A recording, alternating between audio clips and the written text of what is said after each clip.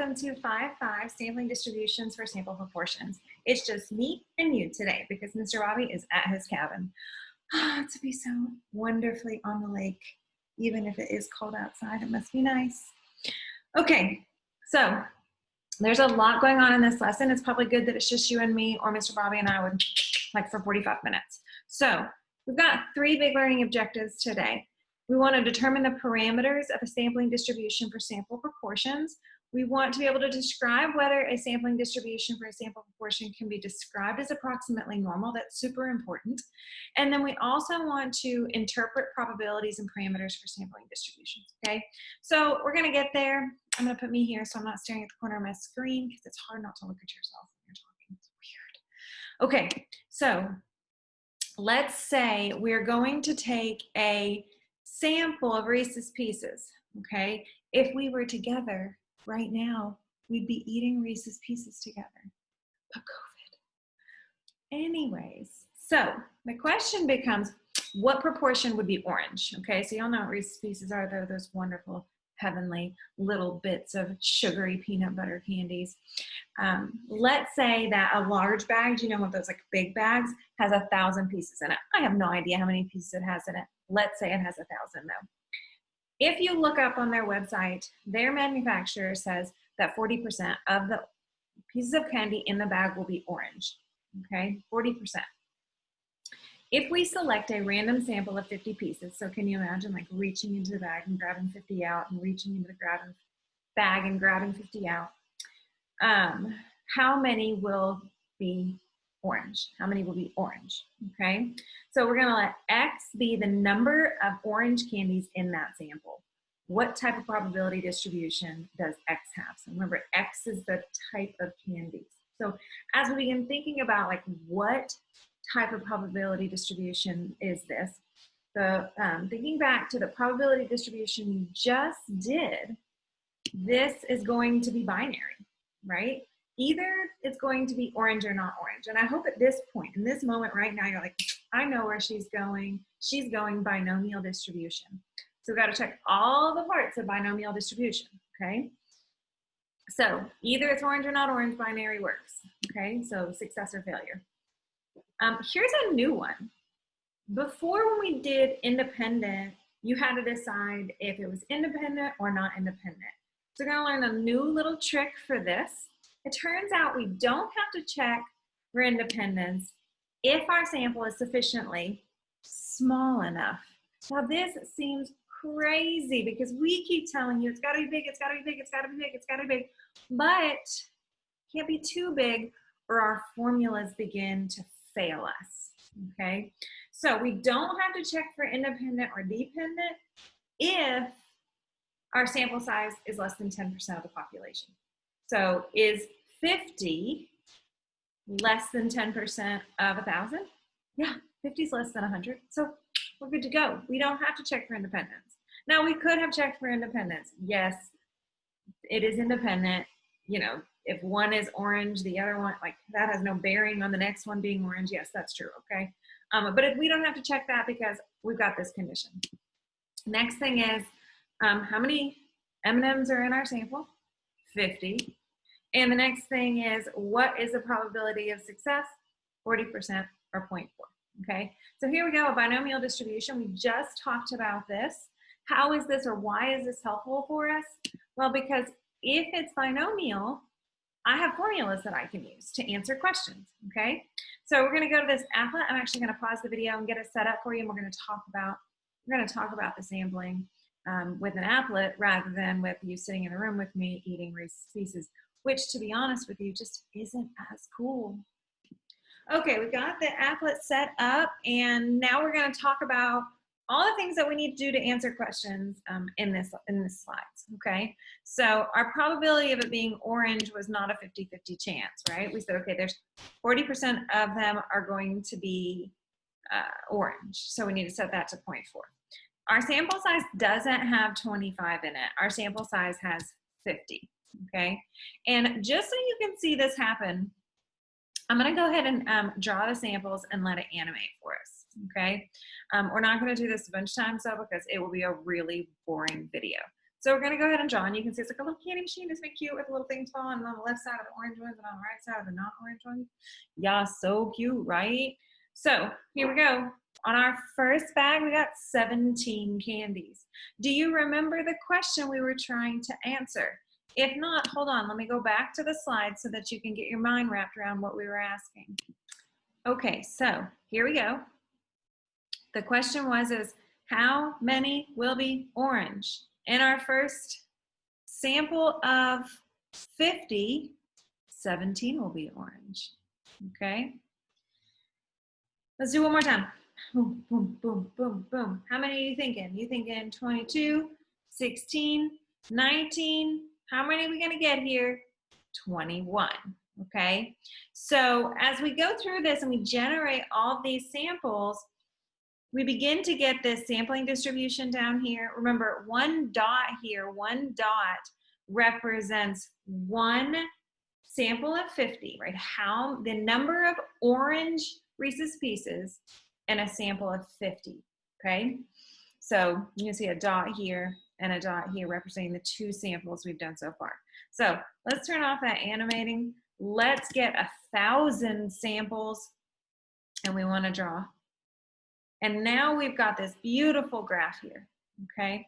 In our graph, if I turn on summary statistics, it tells me that the mean is 19.947 and the standard deviation is 3.537, okay? So that is right here in our graph. And I'm gonna come over here. We talked about how much does each dot represent. And now we're gonna go back to the slides here. So let me go back to presentation mode with you, and we're gonna continue on. Keep in mind what we just got in our applet so that when we use the formula here, you can kind of, pull some information over. So now we wanna find the mean and standard deviation of the distribution of X. Okay, now here's why it was important for us to determine that that was a binomial distribution. I don't know how to do just a mean of a proportion. Like, what does that even mean? Well, it's okay, we already talked about it, right? So here we go. We know that if it's a binomial distribution, and this is on your formula sheet that you can use on the AP test, if it's a binomial distribution, that I can just take the number in the sample size times the proportion, which would be 50 times 0.4, and we would get 20. So remember, mean is expected value. We expect to get about 20 orange pieces in our sample. That's what mean represents in this kind of distribution, is our expected value, right? And do you remember what we got in our applet over there? 19.4, 19 point something, basically 20, Amazing, right? 1,000 samples, and our sampling gave us the right answer.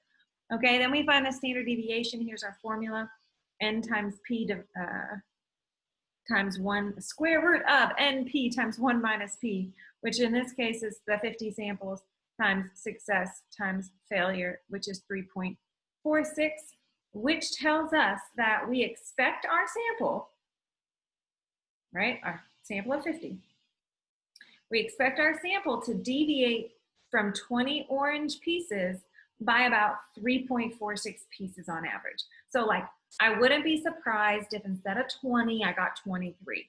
Or I wouldn't be surprised if instead of 20, I got 17. I would be surprised if instead of 20, I got 28, right? So we use this concept of like mean and standard deviation to begin talking about like what's shocking. If I take a sample and I get 2, is that shocking? Well, heck yeah, that's shocking. I expect to get 20 and I don't expect it to deviate but 3 on either side. Yeah, that would be crazy. Somebody jacked up my sample. That's what I would say. All right, so your AP sheet, formula sheet. It's in AP Classroom. No, it isn't. I lied to you.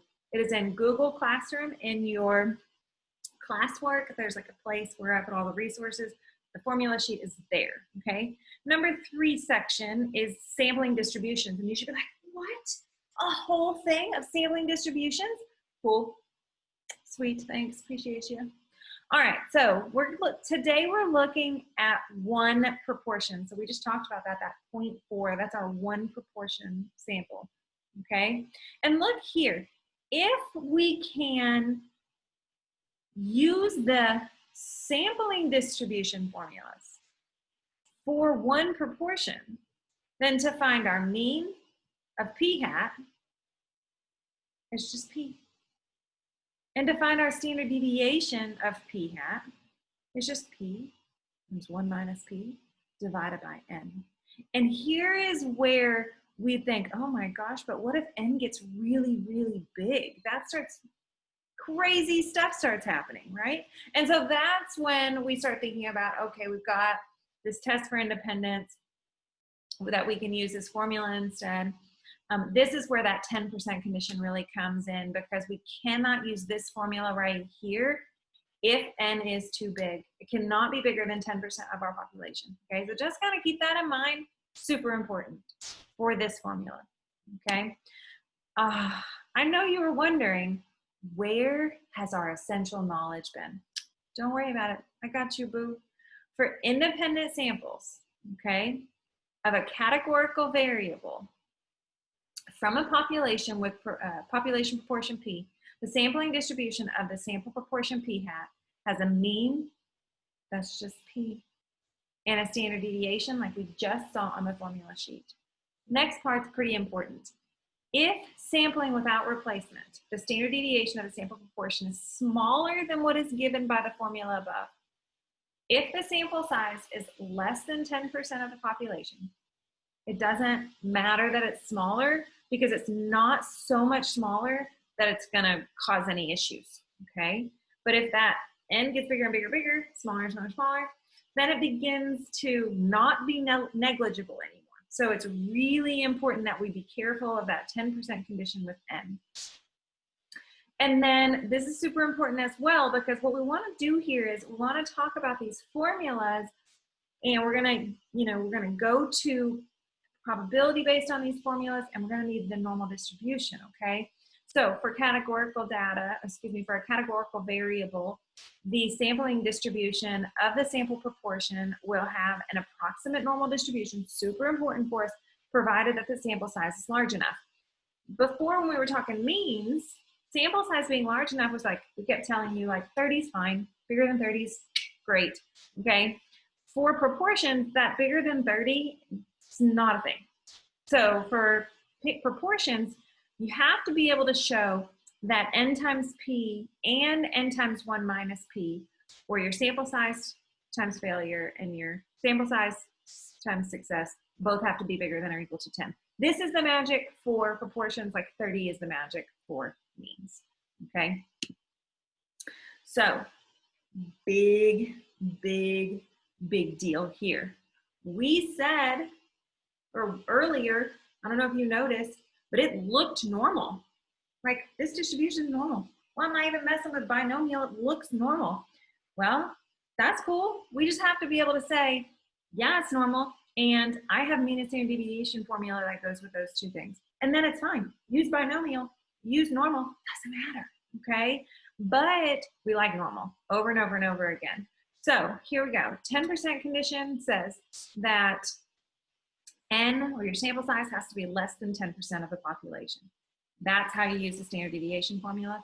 And then you've got law of large counts saying, okay, if both of those things, n times p and n times 1 minus p, is greater than or equal to 10, then I can say that I've got enough trials that that long-term frequency starts going where I want it to go, right? Like when I was shooting free throws and it finally got to that leveled off place, that's what's happening here. So we need to get to that leveled off place.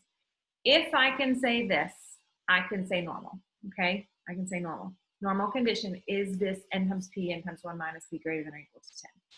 Yeah? Okay. So we're gonna go back to the applet. We're gonna go back to the applet. So I'm gonna pause the video for just a second and get it all set up for you. Okay, so here we are, we're back to the applet. And here's what I'm not gonna change. I'm not gonna change any of our samples. I'm gonna take all of our samples, which are counts right now, right? So like 18 out of 50, right? So then count. And then we found mean and standard deviation based on counts. But now I want to switch the whole kit and caboodle over to proportions, okay? Now, exact same data. How do I go from counts to proportions? Just divide. Right? 18 out of 50. 18 divided by 50, it becomes a proportion. So what I can do is I can take every single one of these dots and divide them by 50. What's going to change? What do we think is going to change? Do we expect the shape of the graph to change? And I hope your answer is no, because we're doing the same thing to all of them. So I'm going to watch this. Ready, ready, ready. Boom. Look at that. Look at my graph. It looks exactly the same. Same shape. The center does change, but the center just changes by the proportion. Standard deviation here changed, okay? So now we've got a standard deviation of 0.3. We've got a mean of 0.33. A mean of 0.33? Isn't our probability 0.4? That's crazy. And then here's our standard deviation, 0.071, okay? I'm just want to show you this here. We're beginning to want to say, this is normal, I'm going to treat it like it's normal. So I'm just going to throw the normal curve on.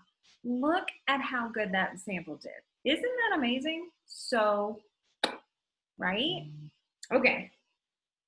Let's go back to our slides. Now remember this, mean of 0.33, no, mean of 0.399, and standard deviation of 0.071 when I have a sampling of 1,002, okay? So let's go back, let's present, and okay, we're off. So here we go. I want to now determine what's a dot, okay? So we did dot before and it was the number of orange candies. The dot's no longer the number of orange candies. The dot is now the proportion of orange pieces in the sample of 50, okay? So all we did was switch from count to proportions. Find the new mean and standard deviation. So I showed you formulas earlier. Turns out that the mean of p hat, so guys, go back and look. The other one was mean of x. When x was counts, this is the mean of p hat. The mean of p hat is just p hat, or 0.4. Our sampling of 1,002 was 0.399. That's pretty dang close, right? And then our standard deviation, we can't determine standard deviation until we confirm the 10% condition. Is 50 less than 10% of 1,000? Yes, it is, okay? Woohoo! We got a formula. All right, so here we go. Standard deviation of p hat is p times 1 minus p divided by n, which looks like 0.4 times 0.6 divided by 50, or 0.069. So the other one was like, what, 0.071 or something like that? Like, it's pretty dang accurate, the formula and the sampling. Like, you should be like, why does this work? And the answer is these formulas were made from all that sampling. That's how they were made. So it should work, but it's still mind-boggling. Okay, so what is the approximate shape of the sampling distribution? Explain and sketch. Well, we already did this. Okay, so first thing I want to do is I'm going to check law of large counts. Why am I checking this? I'm checking this because this is my normal condition. Before I ever say, hey, it looks normal, I have to say, hey, it's normal, okay? So n times p is greater than or equal to 10, n times 1 minus p is greater than or equal to 10. Check it. You're good. So therefore, the approximate shape will be normally distributed. It's going to look something like this, with 0.4 in the middle and a standard deviation of 0.069. This is sort of common nomenclature for how to write this. Now, I could have done 0.469, point blah, blah, blah, point blah, blah, and then on the other side too. So I can either draw the curve like this with this information next to it, or I can actually count off the standard deviations on either side of my curve, okay? All right, we know a bag of Reese's Pieces contains exactly 40% that are orange. If we select a random sample of 50 candies, what is the probability that the sample proportion will be 45% or greater? Okay, guys, you should see this word probability.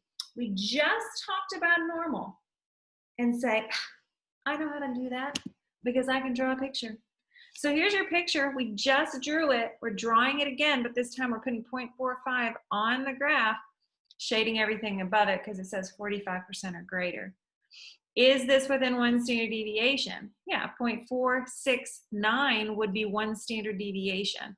So how much do we expect it to be? Well, looks like a little less than 50%, probably more than that. Probably a little less than 40%, you know, because you got that 68% in the middle. So just kind of estimating in my head what I expect it to be, but I for sure expect it to be less than 50%. Okay, so what do I do next? Well, I'm probably going to go to normal CDF. We just said we can use it.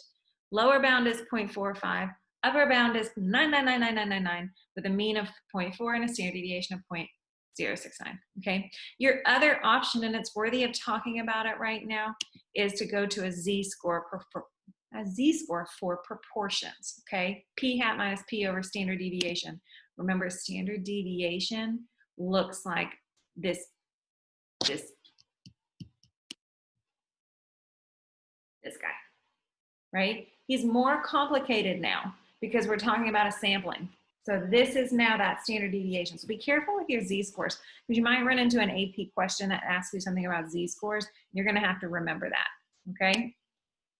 So 0.45 minus 0.4 divided by 0.069 gives you this 0.72. 0.72, as a reminder, means that it is not quite one standard deviation to the right of the mean. It's 0.72 of a standard deviation to the right of the mean. When you look that up on your Z table or from your calculator, you get 0.2358. What does 0.2358 mean? That is the chance or the probability that your sample size of 50 will contain 45% or greater orange pieces. This is awesome for you if orange is your favorite flavor. Let's do one more problem before we call it quits in this section. I know it goes on and on and on. So suppose that 75% of young adult internet users between the ages of 18 and 29, so everyone, watch online videos. Yep, everyone. A polling organization contacts a simple random sample of 1,000 young adult internet users, calculates the proportion p hat in the sample who watch online videos. Can you imagine what we're talking about right now? Let's say there's 789, right? Then that's 78.9%. So they're calculating that p hat for that 1,000 young adult internet user sample, okay? First thing we want to do is identify the mean. Oh, we love this question. You know why we love this question? Because the mean of p hat is just p hat, which is given in the problem, 0.75. Question number 2, calculate and interpret. Do you understand? Calculate and interpret the standard deviation of the sampling distribution of p hat. Check your 10% condition. I will not always remind you to check your 10% condition, but while we're learning this, it's important that you get that stuck in your head. Standard deviation requires a condition. Okay, so we're checking that 1,000 is less than 10% of all young adult internet users. And I hope you think, duh, because that's like in the millions. So I think we're good there. Then we use standard deviation formula. Plug in our numbers. 0.75 success, 0.25 failure times 1,000 is 0.014. But you're not done because it says interpret. Okay, so at that point you have to go in and you have to say the proportion of young adults who watch online videos in a sample of 1,000 typically varies by about 0.014 from the true proportion of 0.75. Okay, so that, remember, that's your variability to the mean. Variability to the mean. Okay, I'm doing that thing where I stare at my little box again, so I'm gonna put myself back up here so I look less awkward. Okay, in the sampling distribution of p hat, wow, words, is the sampling condition of p hat approximately normal? Is it approximately normal? I better check the normal condition, also known as the law of large counts. Okay, so this one says I need to multiply n times p and n times 1 minus p and make sure that my answer is greater than or equal to 10. Well, I get 750 and I get 250. Both of those are definitely bigger than 10. I'm good to go. I can say the shape is about normal. okay? That's important because my next question is going to ask me to find a probability. And if I don't confirm that it's normal, and then I use the normal CDF, nothing counts. Because I didn't even confirm that it's okay that I used that, okay? So, ready? Find the probability that the random sample of 1,000 young adults will give a result within 2 percentage points of the true value. 2% of the 2 percentage points of the true value would be 2 on either side. So 2 less would be 73, 2 up would be 77. I end up with a curve that looks something like this, okay? Now remember, if I had not checked for the normal condition, this, I wouldn't even grade it. Be like, you're out, you're done. Okay, go to your calculator. You can Z-score this, I put it there for you, but I will go to your calculator, normal CDF, lower bound, upper bound, mean, standard deviation. Make sure you write all of this because if you give an answer with no work to back it up, calculator speak or Z-score speak, no credit, okay? And it turns out that the probability of a random sample of 1,000 young adults giving a result within 2 percentage points of the true value is 84.7%. Easy peasy. Harder question and the last question. If the sample size of were 9,000 rather than 1,000, we talked about this in the last video and the video before that. If you increase the sample size, what does it do? Okay, it doesn't change the shape. It doesn't change the mean. But what it does do is it decreases variability and narrows us into a more specific clumping of information, okay?